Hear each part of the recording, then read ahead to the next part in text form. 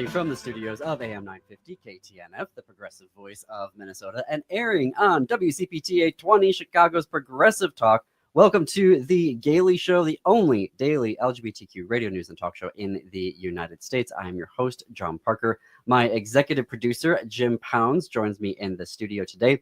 It is Friday, and we like to end our weeks talking about culture and entertainment because LGBTQ artists, writers, filmmakers, and theater makers are one of the most censored groups in America. So every week we want to lift up their work for you to read, watch, and to attend. What is on the show today? In the second half hour, the 6th annual Flip the Script Queer Film Festival opens October 3rd here in the Twin Cities. Festival director Matthew Berg shares the films that will be playing and the details of note. There are in-person tickets and also digital passes that you can use to watch from home. But up first, the U.S. premiere of Roald Dahl's The Enormous Crocodile, the musical, opens at Children's Theatre Company on October 4th. In this production, the animals are brought to life through big, huge, colorful puppets. So the actors and the puppets are one. The book and lyrics is by Suhaila El-Bushra, and the music is by Ahmed Abdeldahi Galab. Joining us now is a cast member who plays Roly-Poly Bird, Allison Arnop. As an actor, Allison has worked at the Royal Shakespeare Theatre, the Dunmar Warehouse, the London Palladium, and the Barbican. Her voiceover work has been featured in numerous television shows, commercials, and video games. She has performed in musical improv troupes at the Melbourne International Comedy Festival and the exclusive Edinburgh Fringe Festival. And if you like cabaret and are in London, Allison regularly performs in venues throughout London's West End. Allison, welcome to The Gailey Show. Hello, how are you? I'm well. So while I was prepping for our conversation, I realized I had never said Roald Dahl's name out loud before. I had to actually go and find an interview of him that was on YouTube. And of course, listeners may be thinking, well, who is Roald Dahl? Well, he is the author of James and the Giant Peach, Charlie and the Chocolate Factory, and Matilda, just to name a few, obviously, and also the author of The Enormous Crocodile. So, Allison, what is the story of The Enormous Crocodile? Well, the story is that there is a very, very big, very mean-spirited crocodile who lives in the jungle, who one day decides that he's not getting enough food and he thinks it would be a good idea to eat a child. So he decides to leave the river, head into the village in search of some children to eat. And basically, that's the story. And it's the rest of the animals in the jungle are trying to stop that from happening, which includes my character, Roly-Poly Bird. And it's about him disguising ways to trick those children into being eaten, and us hopefully thwarting it with the help of the audience or, each other. And so what can you, without giving spoilers away, how does Roly-Poly Bird interact with the Enormous Crocodile?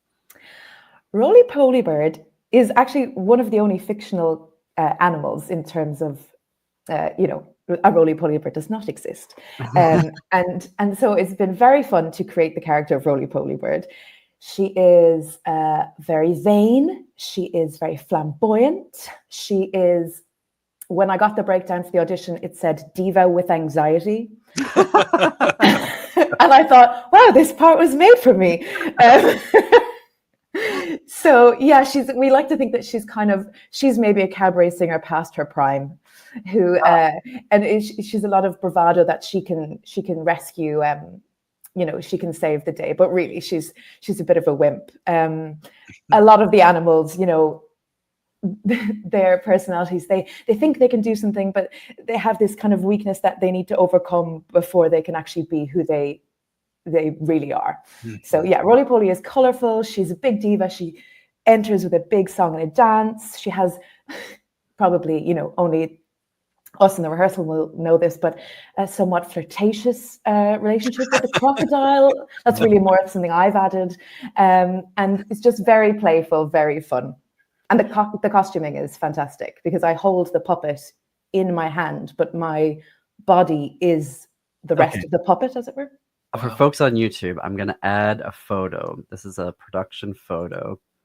And there we go. That is a really fantastic costume because we still get to see like your head, but you're in this, for folks who are just listening on the radio, you're in this gorgeous teal color with like feathers, but your hands are extended out, and the roly-poly bird's head is on your hands. So are you able, like, does the mouth open, like you can talk? The mouth does open, but we have several different types of puppets in the show, and they all have slightly different conventions. So rather than with a normal puppet where you'd move the mouth to match the speaking, our puppet director, Toby Ollier, who's designed all the puppets and is incredible, with these puppets that we are wearing, they don't actually open their mouths as they're speaking. They only open their mouths when they inhale or laugh or exclaim, so that our face is also part of the puppet.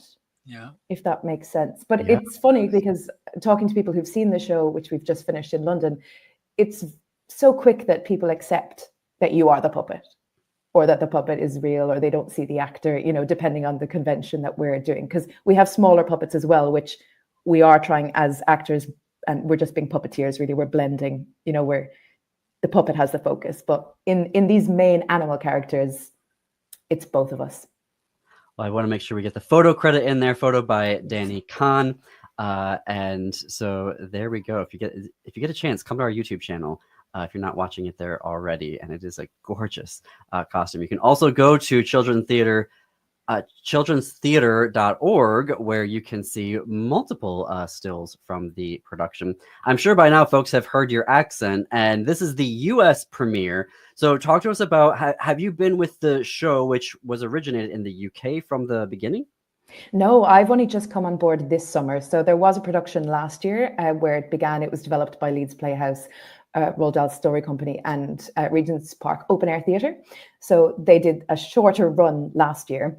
All of our cast actually this year are new, who have just joined this year. And we opened in Windsor, where the Queen lives, earlier this summer. And then we did a run at this open air theatre. I myself am Irish, if my accent is sounding particularly strange to people who think that I don't sound English. I'm not, but I do live in London, and that's when I joined the process. Fantastic. Wow.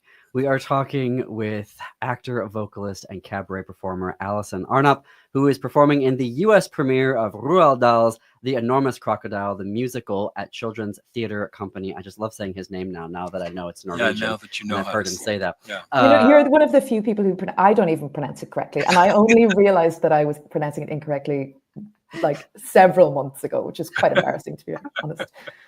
Apparently, there's a whole conspiracy theory about how it was supposed to be Ronald. And they forgot the N, and I'm like, what? No, it's Roald. But tell us about bringing the show to the United States. Like, how did that become a thing? I mean, UK has a beautiful theater tradition. Like, why on earth are you coming to the United States? No, but Children's Theater Company in particular. Like, how did you all know about the Children's Theater Company and know to come here?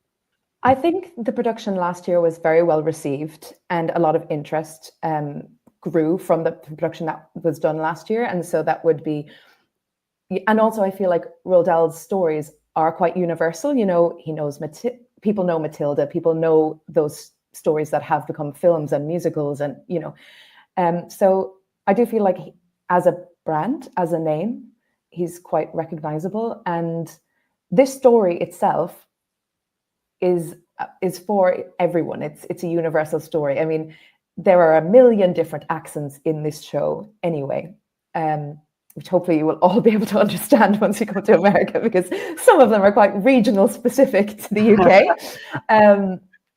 And I mean, the Children's Theatre Company is one of the best in the world for children's theatre. And our director, Emily Lim, and Toby, they really are passionate about bringing very high quality theatre to children. Children's theatre shouldn't be subpar just because they're a younger audience. So everything is just top notch. The music, the puppets, the costumes, the production value, the lighting is exquisite. So we just want to bring it to as many audiences as we can, really. And we're very excited to come and visit. Well, it's a great time to be coming to Minnesota. And if I know we're biased to say this, and sorry, Chicago, but this is a beautiful city. You're going to absolutely love it. Will you be touring after Minneapolis, or is this like the place where you're going to be performing? We stay in Minneapolis for the 2 months, and then we go to LA for about 4 or 5 weeks. So we finish in January, and it's just those two venues. So we're at the Kirk Douglas Theatre in LA. We're super excited, especially to stay so long in one city. In the UK, venues are smaller. Often you're in a different venue every week.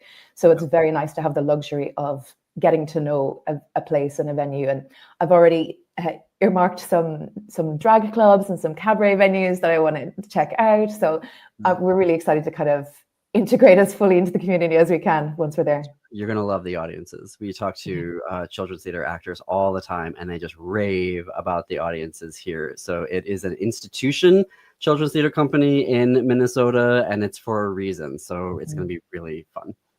Are you doing 9 shows a week, or I know it's usually a little more than an equity. Yes, I think we're doing anywhere from 9 to 12 shows a week, to be honest. It really depends. I don't have the schedule to hand, but especially in the run up to the holidays, we will be doing more. But yes, it's been... Well, you'll do all your sightseeing on Monday then. Exactly. Right. Also, because it's a children's show, it's only 55 minutes to an hour. So we have lots of time, hopefully, between shows or in the mornings or evenings to explore. That's right. Well, and is it the Minneapolis Institute of Art that's right next to Children's Theater? And you literally go around the block. Children's Theater is in St. Paul. No, Children's Theater is in South Minneapolis. Minneapolis. I'm in the Children's Museum. Oh my gosh. Sorry, just a day. Contact me if you want to know something. John's the pretty face, not always the brightest. Well, I do. Let's sidestep that right now. We could just go to a commercial break and just forget that I just said that. I know Jonathan's probably like, what are you doing? So we are going to take a break. I do want to share about our travel partner, Travel Marquette. And the reason why is that Marquette County and Marquette, Michigan have become a very special place for me. For the past decade, I've been going to Marquette every year, twice a year. And part of the reason why I love it is that I don't have to worry about traveling while queer while I'm there. It is a university town in a super blue city in a reliably blue county with a very active pride organization. And it has everything that I need from a long weekend getaway, good restaurants, excellent bookstores, relaxing hiking, time out in nature, LGBTQ owned businesses. And I'm really grateful to be in partnership with Travel Marquette because the world sucks right now. And it's been so nice to just get in a car and drive up to a place where I can be myself, relax, eat good food, buy what some people claim is too many books, but really you can't have enough, and to just be in nature and refill my cup. If that's something that you want to do, you can go to travelmarquette.com to start your journey. Travelmarquette.com. You're listening to The Gaily Show on AM 950 KTNF and WCPT 820, Chicago's Progressive Talk. We'll be back with more from Allison when we come back.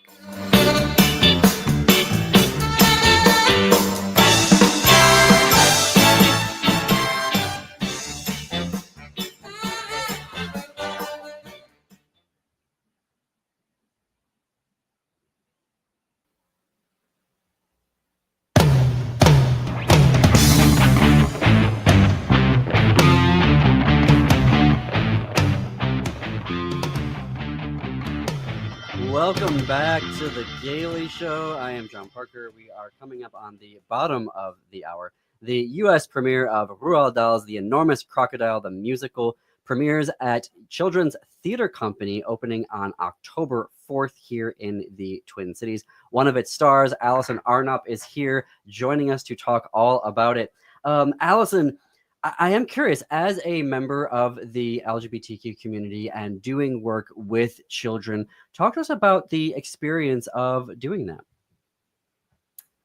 This is my first children's show as a performer. I guess the other performance that I have done that comes close to doing this is pantomime, which is a very British tradition, which really speaks to, adults and children kind of on two separate levels. There's a lot of knowing, it's a lot more double entendre, it's a lot more, that kind of situation. But that as a form is, I would say, inherently queer, because in pantomime tradition, we have the pantomime dame who is always, AMAB, and now things are just changing a lot. There's a lot of trouser rolls. It's quite similar to like commedia dell'arte and opera in that sense, where it's, I think, inherently queer from its roots.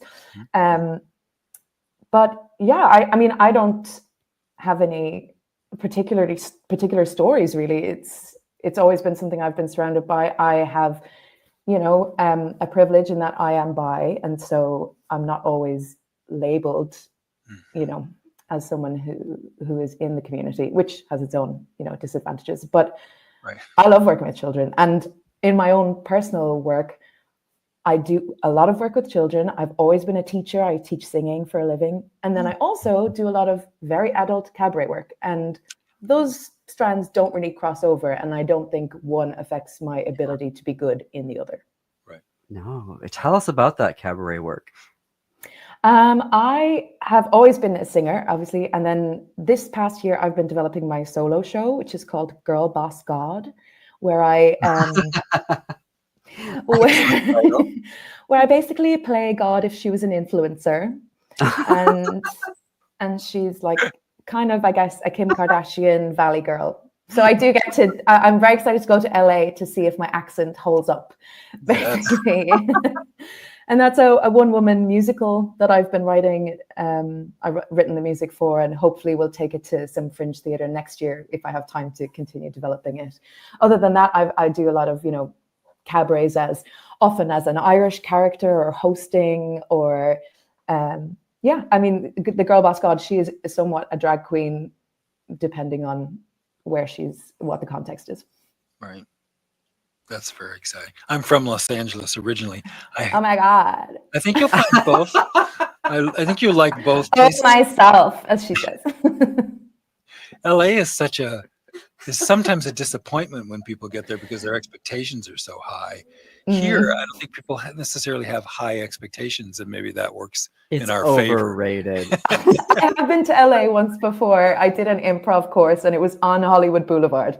And I was like, oh my goodness, I'm going to be in Hollywood. And I got there, and I was so afraid and devastated by it. Yes, I'm sorry. I lived for 3 years off of Hollywood Boulevard. Yeah. By the Hotel Roosevelt, and it's an experience. Yeah. It's very different to the town I grew up in Ireland. Let's just say that. Which I should note. I know Ireland is not part of the UK. I said that earlier. Yes. No. Absolutely not part of the UK, Right. which I'm sure on some days is a very good thing for you. But not to get into any of the UK politics. We are talking with actor, vocalist, and cabaret performer Alison Arnop, who is performing in the US premiere of Roald Dahl's The Enormous Crocodile, the musical at Children's Theatre Company. I am curious, was there something when you got into doing the show that you weren't expecting to come out? What about either the character or the production that you're like, oh, this is a pleasant surprise now that I've gotten into it? Yes, the production itself, the company, the director, Emily and Toby, the whole team, including the producers, I would say one had the most women and queer folk on its team. And I don't know if it's anything to do with that, but has been the most compassionate workspace that I've ever worked in terms of care, in terms of just really checking in and being very mindful of just having an actual safe space for people. A lot of times people talk about making safe space, but just because you say it's a safe space doesn't make it a safe space. You have to kind of back it up with resources and, and feedback. And I've been just so delighted and impressed by the way they've taken feedback from us, the way they've allowed us to have voices and be heard. And I think that's because it's children's theatre, just that is such a lovely thing for us as actors to, energy always trickles down from the top. So it's really nice to have that when we're then performing, we can feel that same sense of, we've got you, we're all good. So we can hold you in this hour in a really fun, positive way. On top of that, I've never worked with puppets before professionally. And so that was so exciting. I just fell in love with our puppet director. I think he's so amazing. And his puppets, to me, they all have their own little personalities. In the show, we've named them all. The audience won't know, but they all have their own names. They have their own accents. It's the relationship with this object, ostensibly, but it's becoming a character, is just so fun. As someone who is a character actor, as someone who does a lot of improv and that kind of stuff, just going, right, what's the voice what's the mannerism of this puppet? Right. That's just been a whole other extension of creativity, where, especially for the smaller puppets, there are a lot of different small puppets that, as I mentioned, we the actors are meant to blend and put focus on this small object. So you're trying to, Toby calls it like putting your brain in your hands. So just seeing, what way does it need to move? And I'm sure if there's any puppeteers listening, this will all sound absolutely obvious. But as someone who's never worked with these delightful toys before, it was so fun. There's is it the only one or one of the only puppet theaters in the Twin Cities that you all have to check out? Open Eye Theater. Yeah, Open Eye has some really fantastic an emphasis on puppetry. Emphasis. Yeah. And I think it's one of the only ones, if not the only one in America. So if they have a show, I'm sure you all will enjoy that on a whole other level. Can you share with us briefly? We've got about a minute left. Well, I've got a minute left, so I'm going to have to wrap it there. Maybe when you're here, we can have you back on. You can tell us all about how you're loving Minnesota. I'm really selling it right now, aren't I? Yes. Well, the production is the U.S. premiere of Roald Dahl's The Enormous Crocodile, the musical. It opens at Children's Theater Company on October 4th. We have a link in our show notes and on our website so that you can get your tickets. The website is childrenstheater.org. You can connect with Allison on Instagram at AllisonArnop.com. I'm sorry, that's the website, AllisonArnop.com. On Instagram, she is at Allison, ARNOPP. And thank you, Allison, for joining us today. This has been very special. Thank you. And break a leg. When we come back, we're going to be talking about film. The 6th annual Flip the Script Film Festival is opening the first week of October. We're going to have Matthew Berg here, who's going to tell you all about it. You're listening to The Gailey Show on AM 950 KTNF, the progressive voice of Minnesota, and WCPT 820, Chicago's progressive talk where facts still matter.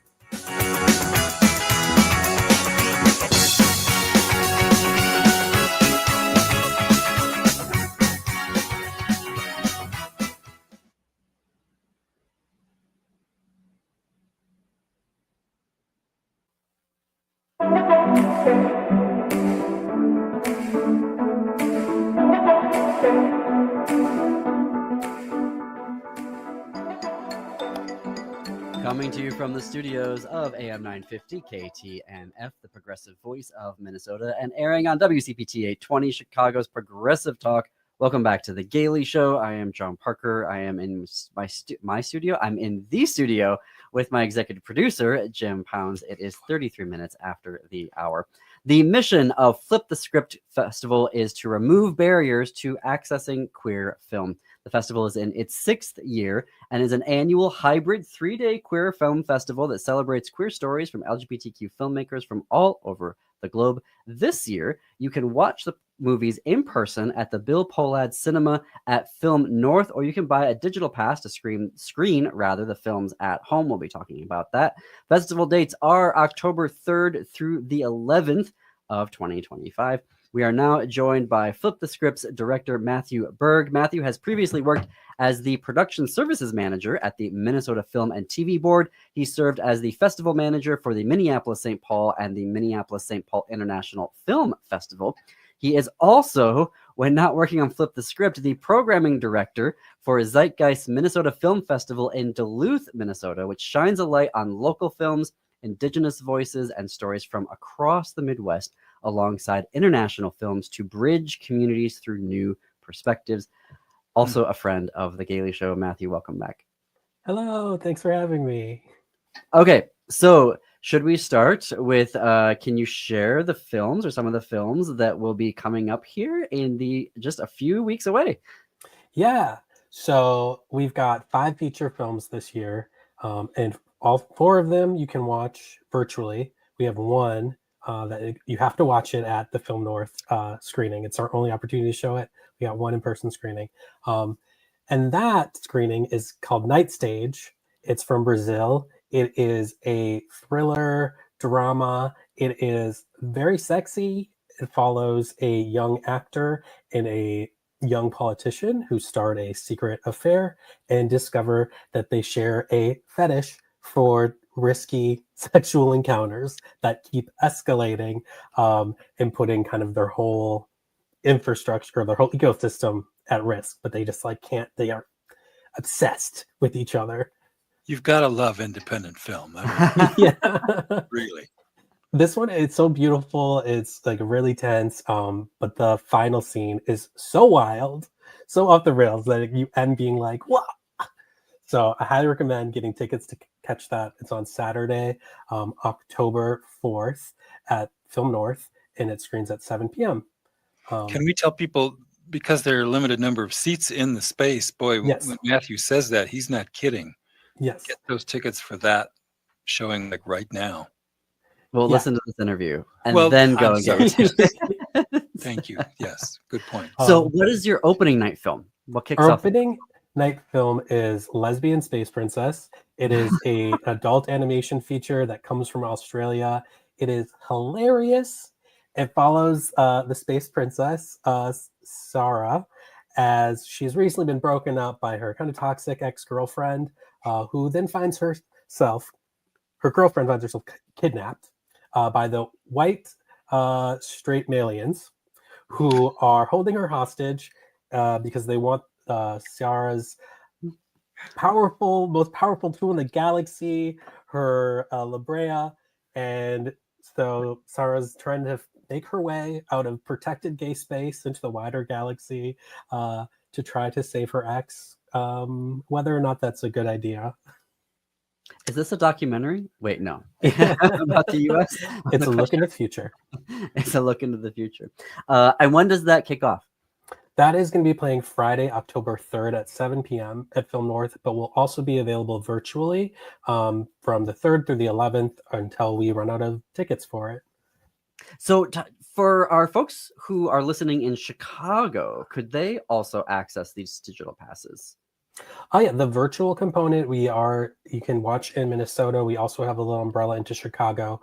We discovered a few years ago that in the rural areas in outstate Minnesota where they have satellite internet, it'll ping as them being in Chicago. So this is like a tech workaround we found that it is accessible. So you can watch virtually from there as well. That's a cool advantage for there you our go, friends in Chicago listeners. Yeah. Because these films are not what I mean. We were so fortunate to have you and to have this festival because these films are treasures that most people don't find. So I've encouraged people in Chicago to take advantage of that. Definitely. And Lesbian Space Princess, at least it's going to get a release in the US. I think it comes a couple weeks after our festival, maybe a week later. I don't know how wide it will be, but it is from a newer distributor, Cineverse, who people may be familiar with. They released the Frightener series, I believe is what it is, with the clown. Oh, God. So they are really expanding their catalog now. And it's great to see that they are championing some wonderful queer cinema. That's I great. love it. When I saw the poster, I just laughed out loud for Lesbian Space Princess. Yes, it is hilarious. Okay, and what are your other feature films that you've got for the weekend and for the week? Also playing on Saturday at 5 p.m., we have the documentary Sally, which tells the story of Sally Gerhardt, an iconic queer political activist who was partnered with, I'm going to totally blank on the name, and I shouldn't.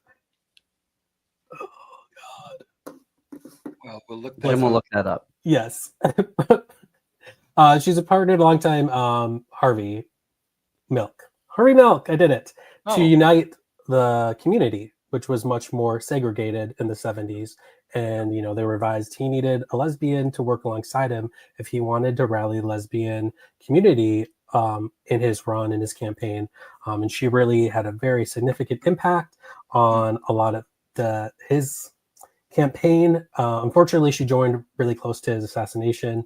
And then she, became a very recognized, outspoken activist and someone who really was a pioneer in the women's movement at the time, and women going out west, acquiring land, creating communities that were really centered and run around women. And she is such a character. She is a part of this documentary, and you can't help but fall in love with her. She is a totally unique human being, and whose story is really undertold. That was, so for folks who don't know, Harvey Milk was the first out gay person elected to the San Francisco Board of Supervisors, and I believe also in the country, but fact check my history there, and who was assassinated by a fellow board of supervisor member, the infamous Twinkie defense.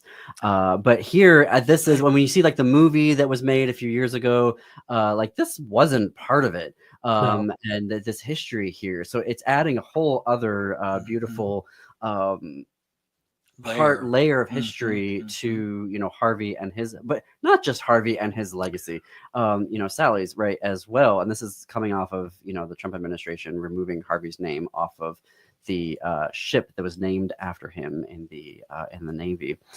So I'm very glad to me personally, I'll be looking forward to that one on Saturday afternoon or Saturday evening at 5. Yes, Saturday evening at 5.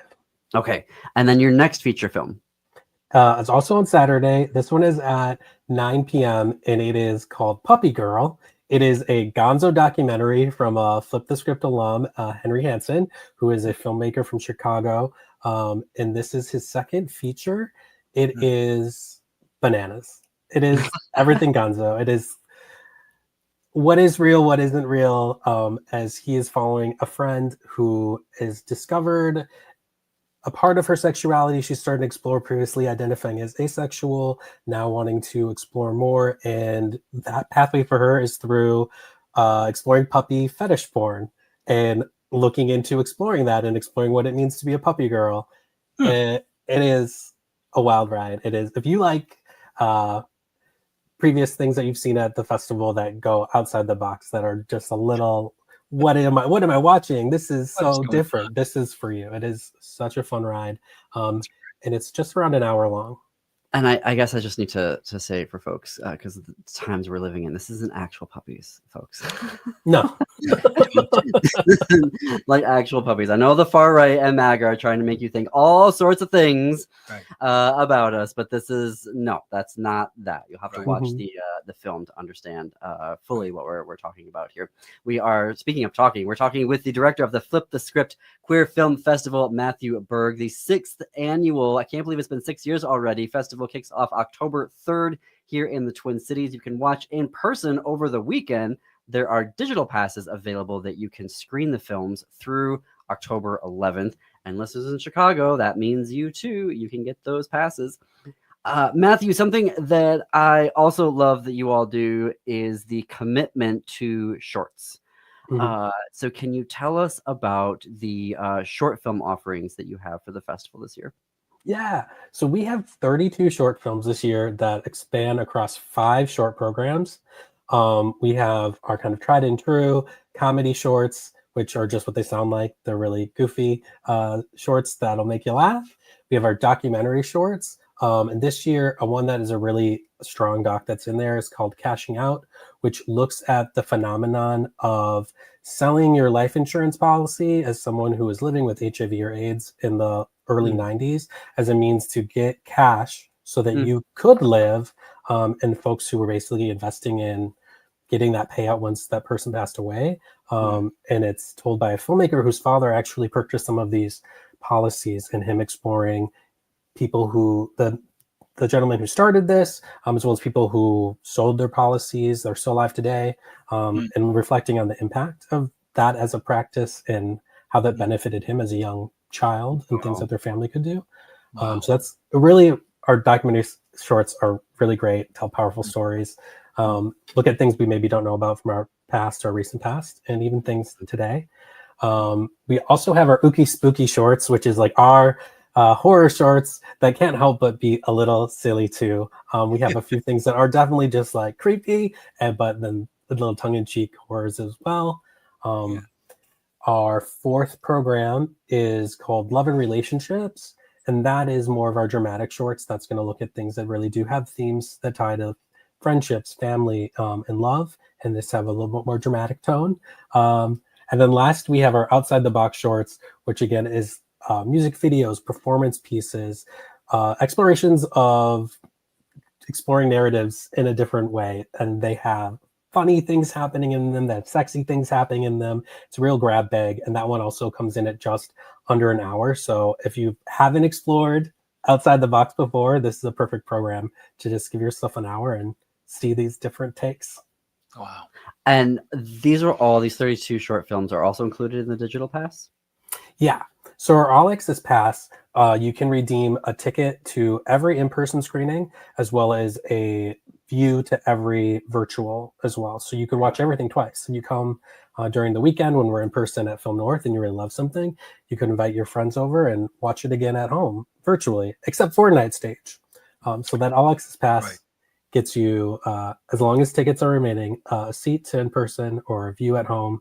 And we have a Sunday night celebration party at the Black Heart of St. Paul, where we rented out their lounge space in the back, and we're going to be doing karaoke. We're going to order some pizzas. It'll be a fun time to just kiki about films you watched, or just to meet new friends. So that pass also gets you, you can redeem a ticket to the party as well if you're in town. Love that. That's great. And so how do folks, is there like a straight, like through Roku, or is there a special app, or is it like is there a web link? Like, how does that work, the digital passes? Okay. So our virtual component is hosted through Eventive, and they have an app that you can use with the Roku, Apple TV, Fire Stick, and Google Chrome, I think Chromecast. Otherwise, you can watch on your phone or a tablet or a computer straight through the festival website. It'll start playing through the cinema hosted Eventive. Perfect. Wow. And if you're tech savvy, you can figure out how to like connect your computer to your TV if you don't have a streaming device. Well, if you have a streaming device, then that's much easier than trying to cast things. I know that when we've gotten screeners for things, I'm like, okay, how do I get this onto the TV? It's a whole thing. So I'm glad that you're making it easy for folks. The 6th annual Queer Film Festival kicks off October 3rd here. The Flip the Script Queer Film Festival. We're going to have more with Matthew Berg. We're going to take a short break here. Still lots to talk about in the film festival space. You're listening to The Gailey Show on AM 950 KTNF, the progressive voice of Minnesota, and WCPT 820, Chicago's progressive talk, where facts matter. You can also follow us on Blue Sky. We're at thegaileyshow.org on Blue Sky.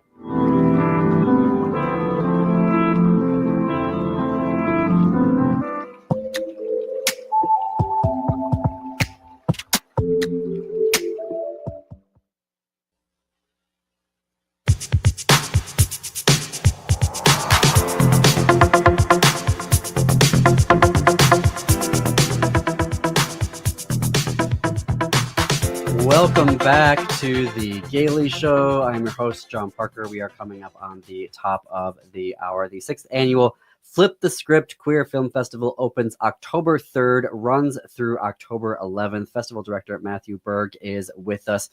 So I actually have a question about Saturday night. So you have like 3 features in a row at 5, 7, and 10? 9 o'clock. Yeah. Almost got it. So how, like, is there like, are there places to eat around like Film North? Like people can hang out? Like what is if I want to be there the whole night, what are the fun things that I can do in between screenings? Yeah, there are places nearby in the neighborhood where you can get some food. We're going to put together a list. So when folks arrive, I'll add it to the festival website, but also something they can grab and take with them. If they're there for all day Saturday or coming to hang out with us all day Sunday. There is a Jimmy John's right across the street, which is super fast and easy and convenient if you're quick catching something between films. But there's also some coffee shops and things in the area as well that we're excited to direct folks to.